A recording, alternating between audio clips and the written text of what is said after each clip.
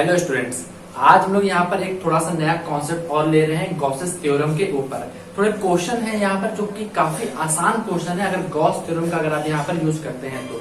ये क्वेश्चन हमारे competition exam में पूछे जा चुके हैं और मैं आज यहाँ पर आपको दिखाऊंगा कि थोड़ा सा बस कॉन्सेप्ट आपको यूज करना है गॉस थ्योरम का और डायरेक्ट आप आंसर बता सकते हैं कि क्या आंसर निकलेगा वहां पर। जैसे कि मैं यहाँ पर एक सिंपल सा क्वेश्चन लेता हूँ और मैं आपको एक्सप्लेन करता हूँ। जैसे कि मान लीजिए हमने एक हेमी स्फीयर लिया, ये हमारा एक हेमी स्फीयर है जिसकी रेडियस जो है वो हमारी रेडियस है कैपिटल आर। और मैंने क्या कि इस जो हेमी स्फीयर है इसके सेंटर पर मैंने यहाँ पर एक चार्ज को पुट किया। जो चार्ज है वो हमारा प्लस का क्यू चार्ज लिया गया है। अब आपसे पूछा जा रहा है इसमें कि इसका फ्लक्स कितना आएगा। कुछ ऑप्शन दिए गए, फाइंड द फ्लक्स, जैसे मैं यहाँ लिख दे रहा हूं फाइंड द फ्लक्स। फ्लक्स आपको फाइंड करना है कि फ्लक्स कितना आएगा।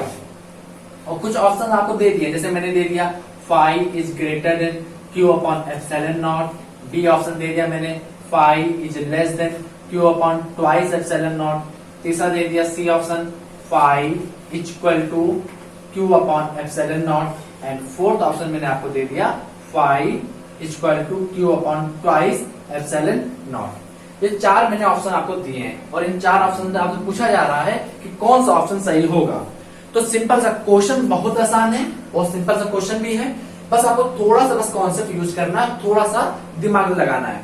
जैसे कि देखिए, अगर ये हेमी स्फीयर लिया हुआ है, जैसे एक कटोरी आप समझ लीजिए, एक कटोरी मैंने यहाँ पर ली है और कटोरी के जब सबसे ऊपरी वाला हिस्सा है उसके सेंटर पर जाके मैंने चार्ज को रखा है।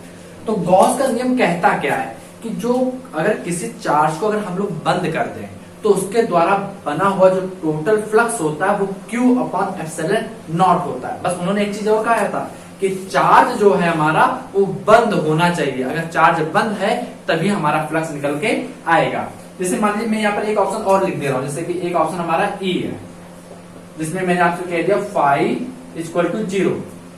तो हमने गॉस नियम के बारे में सोचा, हमने क्या यहाँ पर गॉस नियम लग सकता है। गॉस का नियम ने कहा था कि चार्ज को बंद कर दो तो टोटल फ्लक्स 0 आता है। तो हमने कहा ये चार्ज तो यहाँ बंद ही नहीं है, ये एक तरह से कटोरी है जो ऊपर से खुली हुई है। अगर मैं यहाँ पे इसको ओपन कर दूं ऐसे तो ये कटोरी एक तरह से ओपन है और यहाँ पर सेंटर पर चार्ज रखा हुआ है। तो हमने कहा चार्ज तो हमारा बंद नहीं है तो फ्लक्स का वैल्यू कितनी होगी 0। तो अगर आप ये टिक करते हैं ये वाला ऑप्शन तो आपका आंसर गलत होगा। क्यों? क्योंकि अगर आपको याद हो फ्लक्स का जो फॉर्मूला था वो क्या था, E डॉट ए, जो वेक्टर प्रोडक्ट होता है वेक्टर स्केलर वाला लेते हैं, E डॉट ए का जो मल्टीप्लिकेशन दिया जाएगा स्केलर वाला होगा और उसमें जो आंसर निकल के आता है वही हमारा फ्लक्स कहलाता है। मान लीजिए चार्ज हमारा है और ये हेमी स्फीयर है, चार्ज है तो इलेक्ट्रिक फील्ड ऐसे निकलेगी, यहाँ पर चारों तरफ इलेक्ट्रिक फील्ड होगी इस प्रकार।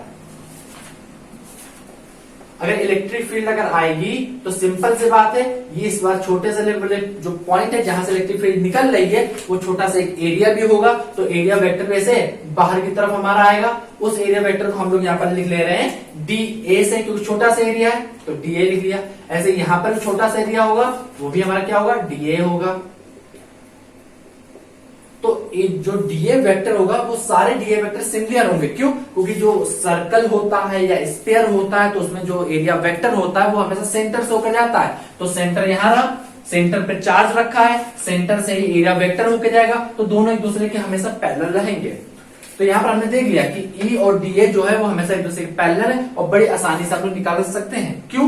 क्योंकि यहाँ पर इलेक्ट्रिक फील्ड जो है एवरी पॉइंट पर कांस्टेंट आएगी, कभी चेंज नहीं हो रही है, क्योंकि ये डिस्टेंस जो है वो हमेशा r रेडियस बनी रहेगी। तो E equal to 1/4 pi epsilon Q upon r square direct लगा सकते हैं फॉर्मूला हम लोग यहाँ पर। तो इतना तो हमें यहाँ पता चल गया कि फ्लक्स 0 नहीं होगा। क्यों? क्योंकि इलेक्ट्रिक फील्ड और डीए जो है वो निकल हमें मिल रहा है, उसका प्रोडक्ट निकलेगा जरूर। तो यहाँ फ्लक्स की वैल्यू 0 नहीं हो सकती। तो लास्ट वाला ऑप्शन तो गलत हो गया। तो हमने कहा कि गॉस नियम क्या यहाँ पर लगाया जा सकता है। तो गॉस नियम ने सिंपल से कहा था कि चार्ज को आप बंद कर दीजिए, total flux Q upon epsilon not होगा। तो हमने कहा चार्ज तो बंद ही नहीं यहाँ पर, लेकिन उन्होंने एक चीज और कहा था कि अगर कोई चार्ज बंद नहीं है तो आप इमेजिनरी सरफेस भी बना सकते हैं और चार्ज को बंद करने के लिए उसका यूज कर सकते हैं। तो देखिए ये चार्ज हमने बंद मतलब पहले से बंद नहीं था तो हम लोग इसको बंद कर ले रहे हैं। बंद कैसे करेंगे, देखिए सिंपल सा, जितना जो स्पेयर नीचे बना हुआ है उतना ही पार्ट हम लोग स्पेयर का ऊपर भी बना ले रहे हैं। तो ऐसे हम लोग ने एक स्पेयर का पार्ट ऊपर भी बना लिया। लेकिन जो मैंने बनाया है सरफेस, ये इमेजिनरी सरफेस है, बात याद रखिएगा। जो रियल में नहीं बना था, हमने इसको इमेजिन किया है, कल्पना करी इसकी मैंने कि यहाँ पर ऐसी सरफेस बनी होगी। तो यहाँ पर हम लोग लिख ले रहे हैं इमेजिनरी सरफेस। तो ये हमारी होगी इमेजिनरी सरफेस।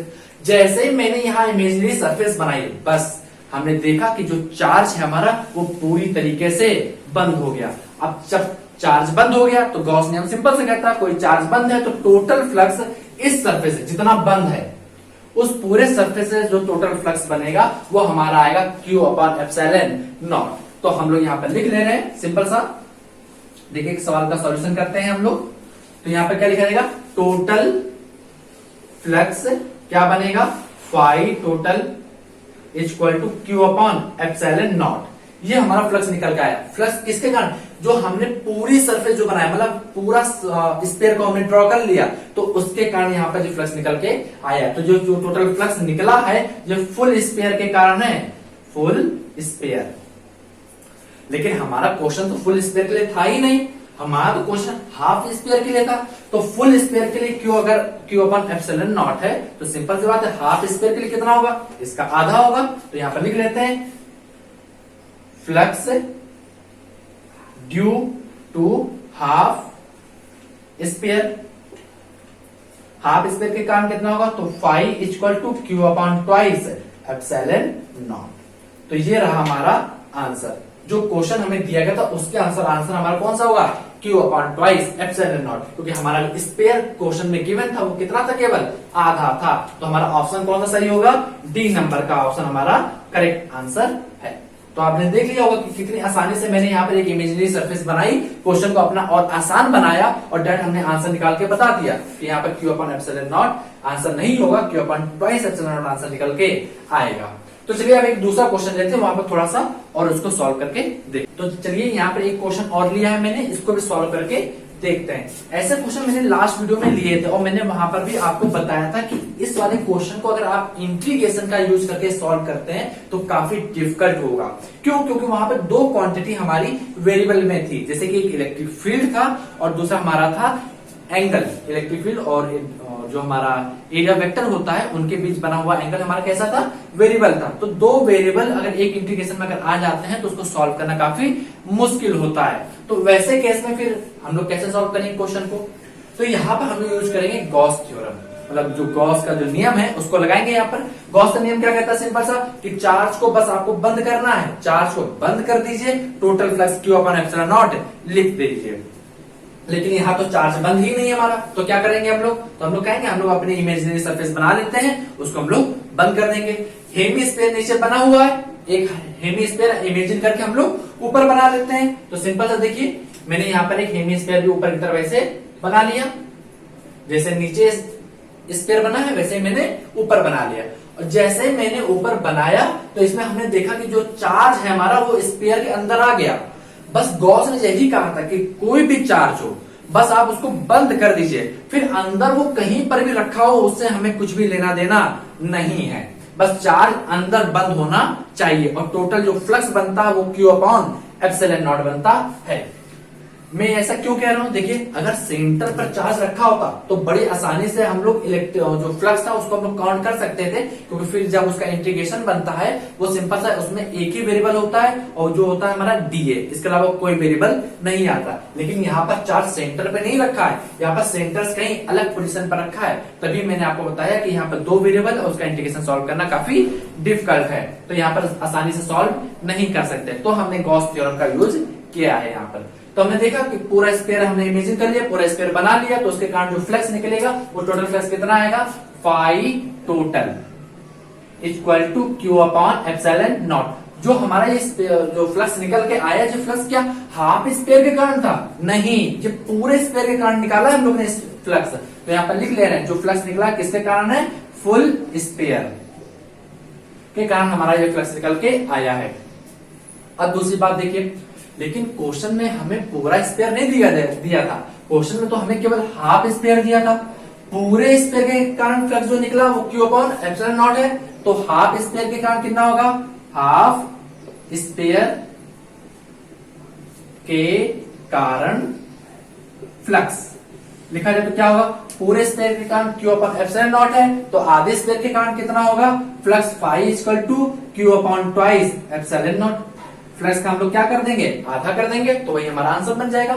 तो सिंपल आप समझ गए होंगे कि मैंने क्वेश्चन को कैसे सॉल्व किया। यहाँ पर चार्ज याद रखिए, चार्ज बस अंदर बंद होना चाहिए, फिर चाहे जहां पर भी रखा हो हमें उससे कुछ भी लेना देना नहीं है, बस फ्लक्स जो बनेगा वो क्यू अपॉन एप्सिलॉन नॉट बनता है। फिर आप ज्योमेट्री देख लीजिए कि जो उसका शेप दिया गया वो कैसा दिया गया, जैसे हमारे क्वेश्चन में हाफ दिया गया था स्पेयर, तो हाफ स्पेयर के कारण मैंने यहाँ पर लिख दिया।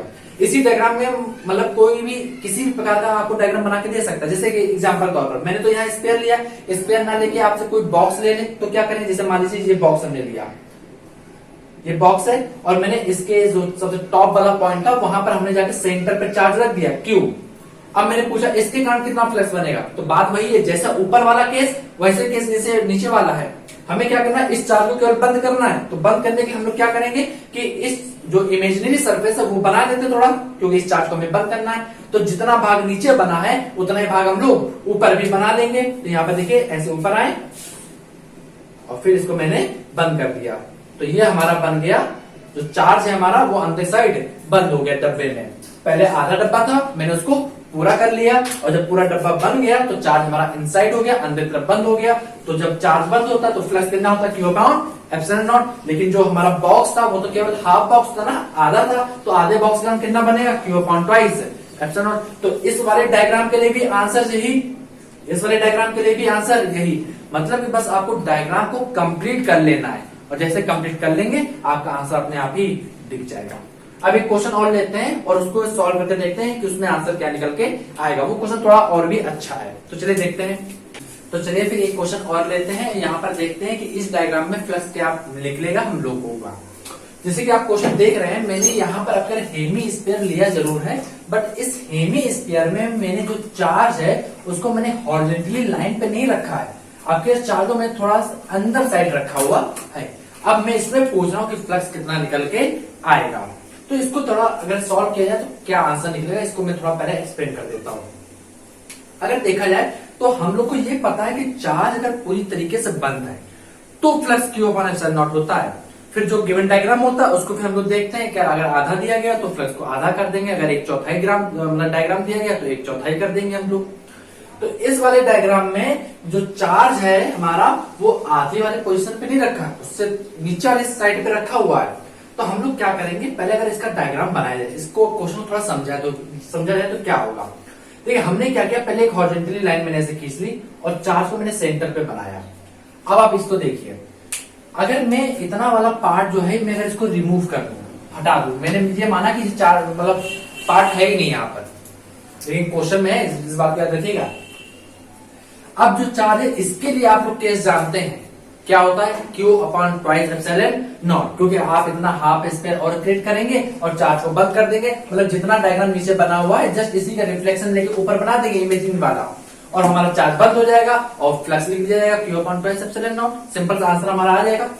लेकिन ये तो इतने पार्ट के लिए Q upon twice epsilon not, लेकिन जब पार्ट हमारा थोड़ा सा और अगर बढ़ जाएगा तो क्या है, मान लीजिए इतना पार्ट हमारा बढ़ गया है, ये पार्ट, तो इसके कारण फ्लक्स क्या होगा। सिंपल सी बात है, जो चार्ज है तो इलेक्ट्रिक फील्ड लाइन ऐसे निकलेंगी बाहर की तरफ, ऐसे आएंगी, इधर भी निकलेंगी।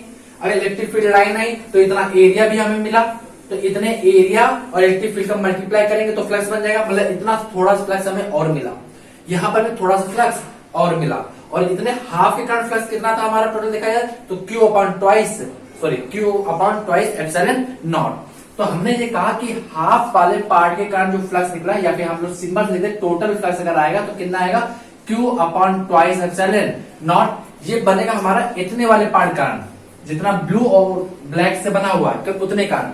लेकिन रेड वाले पार्ट के कारण अगर फ्लक्स बनेगा तो थोड़ा सा फ्लक्स हमारा और बढ़ जाएगा, तो नेट जो फ्लक्स बनेगा, नेट जो फ्लक्स आएगा वो Q upon twice epsilon not से थोड़ा सा बड़ा होगा।